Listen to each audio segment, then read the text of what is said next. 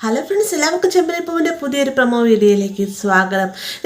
കാത്തിരുന്ന് നമ്മുടെ ശ്രുതിയുടെ കള്ളത്തരങ്ങളെല്ലാം തന്നെ പൊളിയാൻ പോവുകയാണ്. അതിന് മുന്നോടിയായി തന്നെ സച്ചി രേവതി വീട്ടിലേക്ക് ചെന്നതിന് ശേഷം ശ്രുതിയുടെ ഇളയച്ചൻ്റെ വിശേഷങ്ങളൊക്കെ ചോദിക്കുന്നുണ്ട്. ഇളയച്ചൻ ഇപ്പോൾ മലേഷ്യയിൽ എവിടെയോ ആണെന്നും പറഞ്ഞുകൊണ്ട് ശ്രുതി വേഗത്തിൽ ഫോൺ എടുത്തതിന് ശേഷം ബീരാനോട് സംസാരിക്കുന്ന എന്ന രീതിക്ക് ഫോണിലൊക്കെ സംസാരിക്കുന്നുണ്ട്. ഇളയച്ചൻ എവിടെയാണെന്നൊക്കെ ചോദിക്കുമ്പോഴത്തേക്ക് സച്ചി രേവതി കണ്ണുകൊണ്ട് ആക്ഷൻ കാണിക്കാൻ കേട്ടോ. പെട്ടെന്ന് തന്നെ സച്ചി പുറത്തേക്ക് നോക്കിയതിന് ശേഷം ഇളയച്ച കയറുവാ എന്നും പറയുകയും ബീരാനകത്തേക്ക് കയറി വരികയും ചെയ്യുന്നുണ്ട്. ഈ ഒരു കാഴ്ച കാണുമ്പോൾ ശ്രുതി ആകെ നടുങ്ങി തെറിച്ച് നിൽക്കുക കേട്ടോ.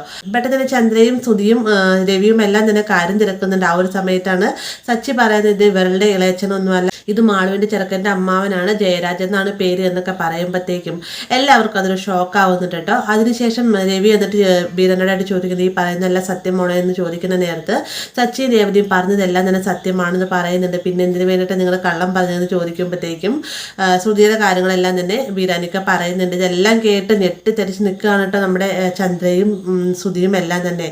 എന്നാൽ ശ്രുതിയുടെ അവസ്ഥയോ വളരെയധികം ദയനീയമാണ്. ശ്രുതിനെ എന്ത് ചെയ്യുമെന്നുള്ളൊരു അവസ്ഥയോട് കൂടി തന്നെ നിൽക്കുകയാണ്.